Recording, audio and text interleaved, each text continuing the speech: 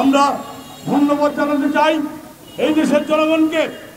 আজকে অনেকগুলো বছর পরে বাংলাদেশের সাফল্যের সাথে জনগণ তার উপস্থিতি এবং সমর্থন দিয়ে হরতালকে সফল করেছে। বন্ধুরা, একই সাথে যে অবরোধের কর্মসূচি আমরা দিয়েছিলাম, সেই অবরোধের কর্মসূচিকে অত্যন্ত সাফল্যের সাথে এই অবরোধ কর্মসূচিকে জনগণ সফলতা দিয়েছে। বন্ধুরা, এর মধ্য দিয়ে জনগণ এই সরকারকে বার্তা দিতে চায় এবং বলে দিতে চায়, তোমরা যেইভাবে গত 15 বছর মানুষের সম্মতি ছাড়া, মানুষের ভোট ছাড়া জোর করে চর দখলের মতো ক্ষমতা দখল করে মানুষকে নিষ্পেষিত করছো, হত্যা করছো, গণগ্রেপ্তার করছো, গুম করছো, এই দেশের জনগণ আর এক মুহূর্ত সহ্য করতে রাজি নয়।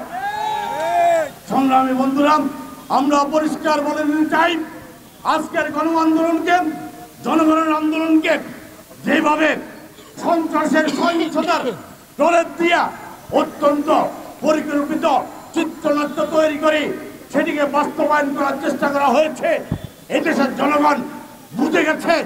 জাতীয় এবং আন্তর্জাতিক সকল মাধ্যম আজকে পরিষ্কার হয়ে গেছে, মানুষের আন্দোলনকে, জনগণের আন্দোলনকে, গণ আন্দোলনকে কোন রকম সহিংসতা অথবা অন্য কোন ষড়যন্ত্রের বলে দিয়ে এটিকে স্তব্ধ করা যায় না, এটিকে বন্ধ করা যায় না, এটিকে থামানো যাবে না। বন্ধুরা, তাই আজকে পরিষ্কারভাবে এই শাসককে বলতে চাই, আপনারা যেভাবে আজকের ক্ষমতাকে নবায়ন করার জন্য ৪র্থ দফায় যে প্রকল্প গ্রহণ করেছেন, রাষ্ট্রীয় বাহিনীকে, রাষ্ট্রের সকল যন্ত্রকে আজকে একসাথ করে আওয়ামী লীগ, যুবলীগ সহ সমস্ত শক্তিকে এক জায়গায় দাঁড় করিয়ে দিয়ে জনগণের বিরুদ্ধে, 18 কোটি মানুষের বিরুদ্ধে লেলিয়ে দিয়েছেন, সশস্ত্র মানুষগুলোকে নিরস্ত্র মানুষের বিরুদ্ধে লড়িয়ে দিয়েছেন।